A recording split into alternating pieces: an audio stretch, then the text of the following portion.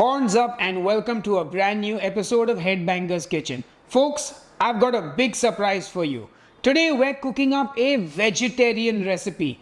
Yes, I know you're as shocked and surprised as I am, and no, I am not sick. I did not hit my head on the floor. Everything is A-OK. Today we're making an Indian favorite called Matar Paneer.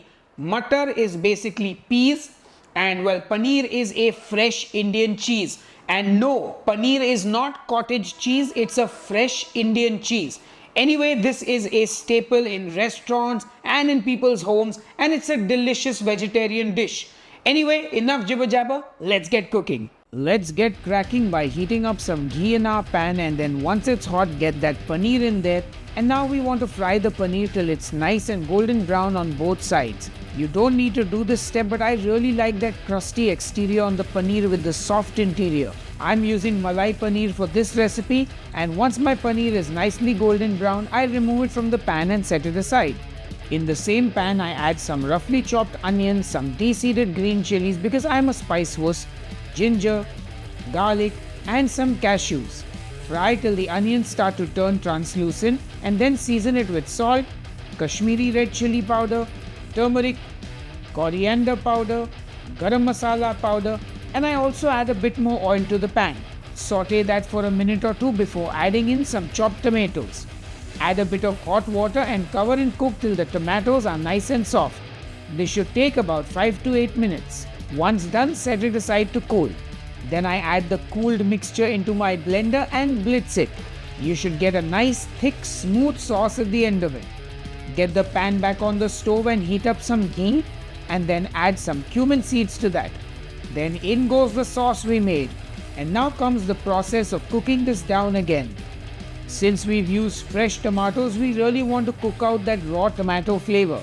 Also, since mine was splashing all about, I put the lid on it and I covered it and cooked it. But if you are using a deeper pan, you can reduce it faster by keeping the lid off and stirring constantly. Once you've cooked it down, it will also darken in color and become nice and thick. And when the oil is separating from the mixture, that's when you know it's ready. Then in go the peas and also some hot water. I'm just using frozen green peas. And basically now add as much water as you need so that it's the consistency that you like. I also season it with some salt, and basically if you want a thicker sauce, add less water. If you want it more saucy, add more water.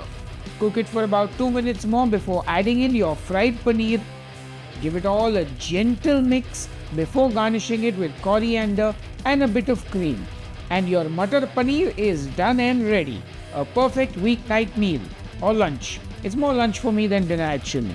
Anyway, I've got to give you that front camera shot and dive right into that. Oh yeah. Anyway, enough jibber jabber, time to taste. Alright folks, it's time to taste the Matar Paneer, and I'm all out of chapatis and parathas in the house. So I'm just going to eat it with a spoon. And of course, if you're on some diet like keto or low carb, you can also enjoy this with a spoon. Anyway, enough jibber jabber, let me taste. Get a piece of paneer, some of those peas, and let's dig in. Okay, not gonna lie, that is a bit spicy despite me de-seeding the green chilies. So the next time I make this, I'll probably skip the green chilies and go easy on the garam masala. But if you don't mind a little bit of spice in your life, and if you are not a spice wuss, then definitely don't change the recipe. In fact, use the seeds in the green chilies as well. But the gravy is beautifully rich. Honestly, I cooked this for so long and I can actually taste that effort in the dish. Like, this is why Indian food tastes the way it does. It takes time, it takes patience, and you really cook down the sauces and you build those flavors. And this paneer is just magnificent. It is soft, velvety, creamy. I absolutely love it. Honestly, this is one vegetarian dish I wouldn't mind eating once or twice a year. But that's about it. Otherwise, I'll make this, put some chicken in it, and I could eat it a little more regularly. That's good. If I had a chapati right now, it would be perfect. Anyway, I hope you guys are going to make this recipe. Let me know how it turns out. and I will see you on the next episode of Headbangers Kitchen. Until then, cheers and keep cooking. A big thank you to everyone who supports me on Patreon and on the YouTube channel memberships.